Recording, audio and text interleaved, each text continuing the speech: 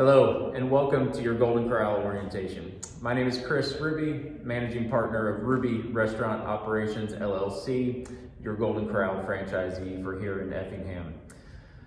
You know, had you asked me in the summer of 2019 when I bought this building if it would be March of 2021 before I would be doing an orientation video, or better yet, that I would be doing it in an empty room, filming it on my iPhone, I certainly would have thought you were crazy. But if 2020 taught us anything, it was to adapt and overcome and to look for the positives in almost any situation. And if you work for me long enough, you're gonna know that is definitely the mindset that I try to carry. So one of the positives here are, I'm in a room by myself, so I can take my mask off and you can hear me a lot clearer.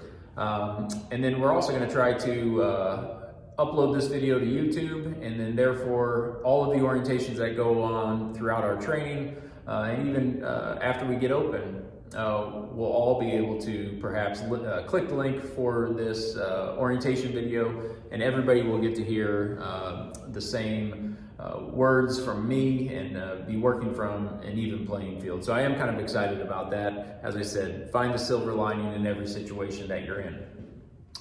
So my goal for today is to share a little bit about me, you know, my values and beliefs and kind of where I come from, so that you have a little bit of an idea of who you're working for. And then also want to share some words of wisdom for your time here at Golden Corral. And then even a little bit of stuff that you can take with you, you know, even if you're not working at a Golden Corral specifically, if you move on and develop into additional career choices in the future, hopefully you can say that you learned something from your time here with us. So next up is my family.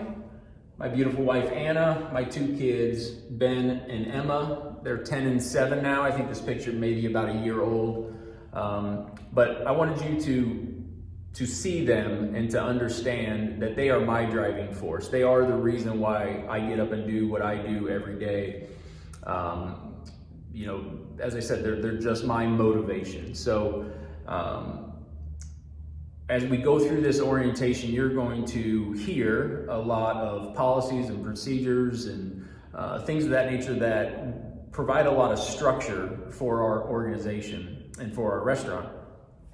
And that structure is important because it provides protections for you as an employee of this restaurant. It provides protections for the restaurant overall. It protects our brand at Golden Corral. But most importantly, it protects these people. You know, as an independent business owner, it would not take much to really jeopardize the investment that we have, and it could turn my family's life upside down. So it's important for you to know that those are the reasons why we have that structure in place, or those policies and procedures and rules that we want to enforce, and why we act quickly if we see something that jeopardizes our success. Because I'm sure that you can think of things that you hold dear to you or family that you love, and if somebody was acting in a manner that jeopardized their safety or their well-being, how quickly you would act to try to make sure and protect that. So as I said, these people are my motivation. They are, you know, my world. And I want you to be able to see that and to know that and to know that that's where a lot of this comes from. All right, so some advice for our time getting going here at Golden Corral. We're entering into training. Even if you're a new hire entering into the restaurant, even after we've opened, you're gonna be starting your training, and there's gonna be a lot of information to learn, but especially right now as we move forward in opening the restaurant, things can get hectic, they can be stressful, and you can get overwhelmed. So I want to throw you a lifeline, similar to the Morse code distress signal that people would use if they're in a boat out on the water. Certainly if you're on a boat, you don't want to hear the SOS signal. You know, a lot of people think that it stands for save our ship or save our souls, but it actually just is Morse code distress signal, SOS. So again, I'm going to use this as an acronym to kind of give you some advice and to try to simplify things and I don't know how well you can read the screen here, but safety, operations, and smiles. Safety, operations, smiles, SOS. No matter what situation you find yourself in, if you're in my restaurant and you kind of revert back to this simplified example of what to try to do in any situation, you won't go wrong, okay? From a safety standpoint, if I back up one slide here, I'm talking food safety and sanitation. We are still in the midst of this pandemic.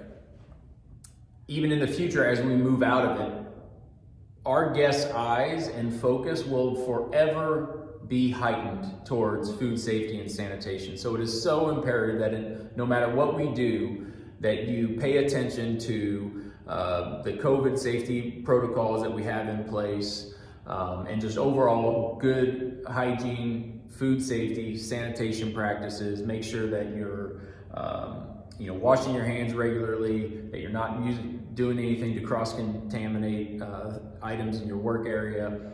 And just understand that in today's age, that heightened awareness and the fact that everybody has a smartphone and they can take pictures or video and upload them instantly, that food safety and sanitation is now the #1 thing that we have to be diligent about. People are going back out to restaurants. People are wanting to do that, but they are choosing to spend their money at the places that they trust the most. So we will forever put a even greater emphasis on food safety and sanitation. So that's the first S. O is for operations. Golden Corral has a number of recipes. They have a ton of systems. So again, the KISS method of doing things, keep it simple, stupid. I'm gonna boil operations down to hot food hot, cold food cold, and make sure that the food is available, okay? Golden Corral scores well in variety, value, and just overall availability of products, okay? So those are the core elements that we wanna stick to when it comes to operations. Keep the hot food hot, the cold food cold, and make sure that it's available out there on the buffet and that everything looks great, tastes great. Work towards that from the operational level and we're gonna be just fine. And the last thing, SOS, for smiles. That's the hospitality piece, okay? Again, no matter what situation that you run into, if you remember to keep smiling, it's going to go a long way towards our success. You know, have you ever been on the phone and you can actually hear the happiness on the other line? You can hear them smile. You know, that we need to keep that in mind, because as we wear these masks, don't let yourself hide behind these, right? We still have to be hospitable towards our guests. And if I can kind of lean in where you can see my face, do you see it? There's a smile behind that mask. You can hear it in my voice, maybe your voice better, because my wife tells me mine's pretty monotone. But you can see it in your eyes too. So we smile with our eyes. And as we wear these masks, for as long as that is going to be the case, we have to put an emphasis on making sure that our smiles are there and that hospitality piece is present in our restaurant. And those are the three factors that I think that we should always be focusing on: safety, operations, smiles. So next up, as I said, I wanted to talk to you about something that I certainly hope that you will take to heart and utilize at your time with us here at Golden Corral, but it's universal across all workplaces, and that's the idea of talent. You know, we often think of talent as something that we see on the playing field in the sports world, and that there are just certain people, the Tiger Woods, the Michael Jordans, the LeBron James, if you're of the newer generation, that they just have that gift that is so far and above what everybody else has. But you can also think of the examples where people are talented but they don't succeed as much, or people who are less talented and they actually overcome that talent gap and are able to be some of the most successful people in the sport. The same thing occurs in the workplace. For some people, it's just natural for them to do the job that they're hired to do. It's easier, and they just excel at it. But just like on the sports field, the same thing can occur in the workplace where you can overcome any talent gap that is present. And actually, perhaps it's even easier in the workforce because there are some key attributes that all employers look for that require zero talent. Now again, I don't know how well you can read this screen, and I won't spend a lot of time on all 10 attributes that are listed here, but I think you'll get the basic idea and the understanding of what we're talking about. Being on time, work ethic, effort, your body language, energy, attitude, passion, being coachable, doing extra, and being prepared. These are all attributes that, as it says, require zero talent. They are choices. Choices to work on and focus on these elements within the workplace. And if you do that, you will be so valuable to your employer. You will be valuable to me in that our workplace environment, if as a whole, we kind of work on these things together, you know, the sky's the limit in terms of what we can accomplish. You know, we can't always control what happens to us, but we can certainly control how we react to those situations. And that's where the choice comes in. We can choose to focus on these items, always being on time, having a great work ethic, giving an all-out effort, being mindful of your body language and realizing that you have to have a positive one, having a high level of energy, having a great attitude, being passionate about the work that you're hired to do, being coachable, you know, receiving constructive criticism, choosing to do extra work. You know, that is a choice and it goes a long way and people will see and appreciate it. And being prepared, coming to work in the mindset and ready to roll every day. I hope that you kind of see and feel and understand the overall picture that these 10 elements are providing, and that you really take those to heart and start to adapt those into your daily lives and then the career that you end up choosing. And the last idea here I want to talk about, to be the best. I spent a good portion of my life where that was my goal. No matter what it was I was doing, I wanted to be the best. And I think that's a good goal. I would never fault somebody or talk somebody out of having that goal for themselves. But as I've grown and learned more and experienced more as a leader of an organization, as an owner of multiple businesses, it can be difficult to have the goal to be the best if you're leading a team of people and not everybody is cut out to have the drive to want to be the best. So what happens when not everybody buys into the goal of being the best? Or if they work their tail off only to find that they fell just short of being the best? Do they take that as failure? A lot of people do. A lot of people do. And that can be really disheartening. And also, how do you measure the best, right? If you want to be the best restaurant in Effingham, how do we know we're the best? It can be difficult to measure. There's a time element to the best. Are we the best today?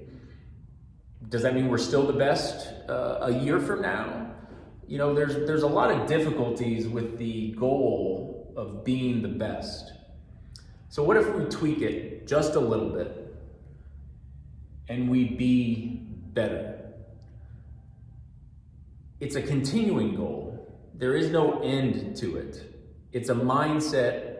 It becomes a way of life.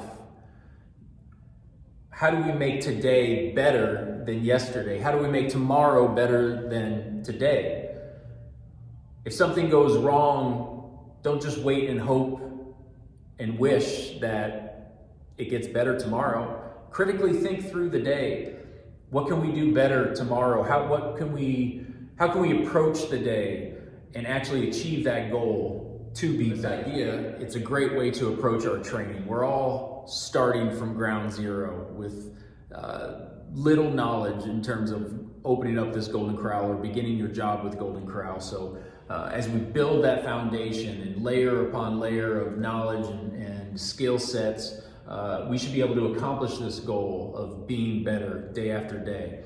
When we open on March 15th, we want March 16th to be an even better day than what the first day was in terms of like how we operate.